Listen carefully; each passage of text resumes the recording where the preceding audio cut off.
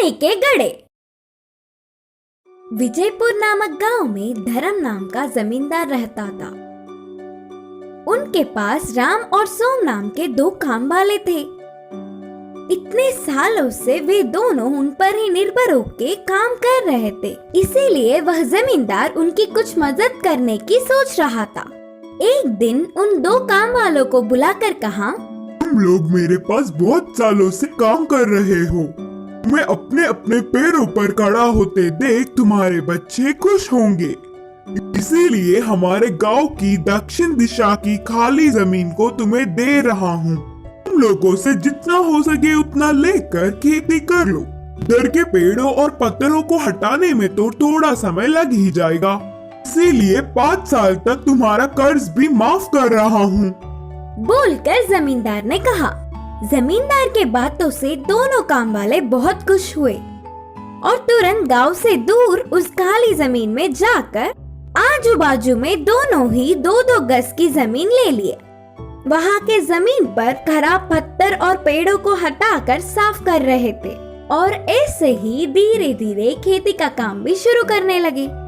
एक दिन राम अपने जमीन की खुदाई कर रहा था, तब अचानक उसे एक आवाज से उसके हल को कुछ लगा और उसे बाहर निकालने पर वह सोने के 2 घड़े थे।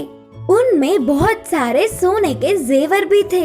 बाजू के खेत में काम कर रहे सोम को बुलाकर पूरी बात बताया। तब तुरंत सोम ने कुछ सोचकर कहा, अरे राम, हमारे इतने सालों का मेहनत का प्रतिफल अब मिल रहा है। इसे हम दोनों मिलकर बांट के खुशी जीवन बिताएंगे। उसके लिए राम नहीं माना और कहा, ऐसे क्यों बोल रहे हो सोम? ये जमीन जमींदार जी की है।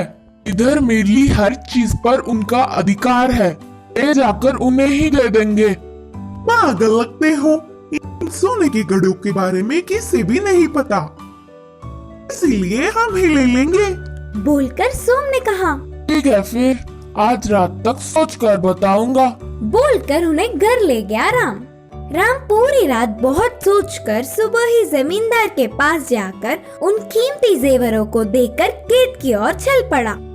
फिर राम को कोसता हुआ उसके जमीन में भी कुछ कीमती मिलेगा ही करके ध्यान से धीरे धीरे जगह जगह सोम ढूंढने लगा।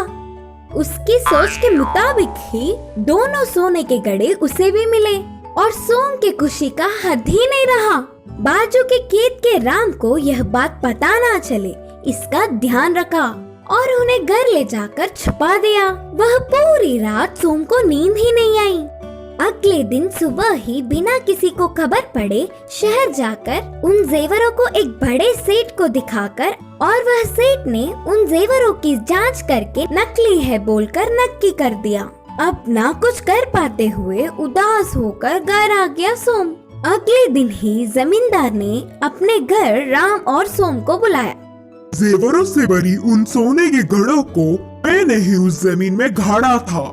मेरी इस परीक्षा में राम सफल हुआ। मुझे धोखा देने की सोचने वाले सोम की जमीन भी राम को ही दे रहा हूँ। अब से वह पूरे 4 गज की जमीन पर ईमानदार से काम कर लेगा राम। बोलकर जमींदार ने जमीन के कागजात राम को सौंपे। जमींदार को धोखा देने की सोचने पर सोम को अच्छी सबक मिली। इस कहानी की सीख है कि दूसरों की चीजों पर बिना लालच किए ईमानदार रहना चाहिए।